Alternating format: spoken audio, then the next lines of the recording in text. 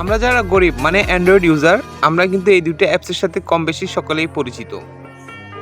আপনার ফোনে যদি জিমেল লগ ইন করা থাকে, চাইলে আপনারা কিন্তু গুগল ফটোসে 15 জিবি পর্যন্ত ডাটা স্টোর করতে পারবেন। সেই সাথে গুগল ড্রাইভেও 15 জিবি পর্যন্ত ডাটা আপনারা স্টোর করতে পারবেন। গুগলের ফ্রি স্টোরেজ ইউজ করার জন্য আমাদের ফোনে অবশ্যই একটি জিমেল অ্যাকাউন্ট লগ ইন করা থাকতে হবে। যাদের ফোনে জিমেল অ্যাকাউন্ট নেই তারা চাইলে আমার অন্য একটা ভিডিও আমি লিঙ্ক দিয়ে দিব, সেটা দেখে আপনারা নিজেরা একটা জিমেল অ্যাকাউন্ট খুলে নিতে পারবেন। মনে করুন আপনার ফোনে একটা জিমেল অ্যাকাউন্ট লগ ইন করা আছে, সরাসরি আপনারা চলে যাবেন গুগল ফটোসে। গুগল ফটোসে ওখানে একটু উপরে ক্লিক করলে আপনারা দেখতে পারবেন আপনাদের জিমেল অ্যাকাউন্টটা লগ ইন করা আছে কিনা। তো এরপর আপনারা কী করবেন সেটা আমি একটু পরে বলে দিচ্ছি। আপনারা আপনাদের ফোন থেকে ফটোস অ্যাপসটা ওপেন করবেন। ওপেন করার পর আপনারা আপনাদের ফাইলগুলো সেখানে দেখতে পাবেন। মনে করুন আপনাদের যে ফাইলটা খুব ইম্পর্টেন্ট, যেটা আপলোড করতে চান, সেটা সিলেক্ট করে জাস্ট শেয়ারে ক্লিক করবেন। শেয়ারে ক্লিক করার পর মোরে ক্লিক করবেন।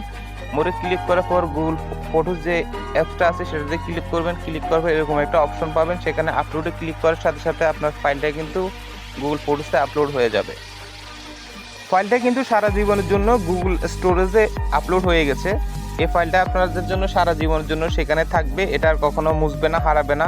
আপনাদের যদি ফোন হারিয়ে যায় কিংবা আপনাদের ফোন চেঞ্জ করেন, সেক্ষেত্রে আপনার যে ইমেল অ্যাড্রেসটা বর্তমানে ইউজ করছেন সেটা আপনি যদি নতুন ফোনে লগ ইন করেন, গুগল ফটোসে যান, কিন্তু আপনারা এই ফাইলগুলো পাবেন। এইভাবে কিন্তু 15 জিবি পর্যন্ত ডাটা আপনারা সেখানে স্টোর করতে পারবেন।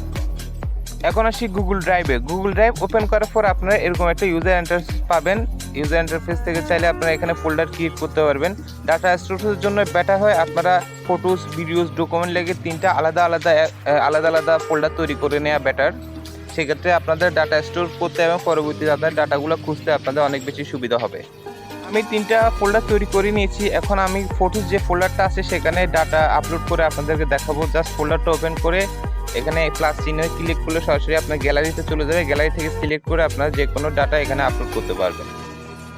চাইলে আপনারা গ্যালারি থেকেও যে কোনো ছবি, ভিডিও এবং অডিও সরাসরি শেয়ার অপশন ক্লিক করে সেম প্রসেসে কিন্তু আপনারা চাইলে সেটা স্টোর করতে পারবেন। এখন দরকারি কথা হচ্ছে, আমি যে ডাটাগুলো স্টোর করছি গুগলে, সেটা নিরাপত্তা কতটুকু। নিরাপত্তা গুগল দিচ্ছে, সেটা নিয়ে চিন্তিত হওয়ার কিছু নেই। তবে আপনারা যে জিমেল অ্যাড্রেসগুলো ইউজ করবেন, ইমেল অ্যাড্রেসগুলো ইউজ করবেন, সেখানে আপনাদের ইমেল অ্যাড্রেসের নিরাপত্তা আপনার নিজেকে দিতে হবে। সেক্ষেত্রে আপনার খুব স্ট্রং একটা পাসওয়ার্ড ইউজ করবেন, তাহলে ডাটার প্রাইভেসি নিয়ে চিন্তা করার আর কিছু থাকছে না। তো আজকে ছিল এই পর্যন্তই। তো এই গরিবের চ্যানেলটাও সাবস্ক্রাইব করে দিন। সবাই ভালো থাকুন। আল্লাহ হাফেজ।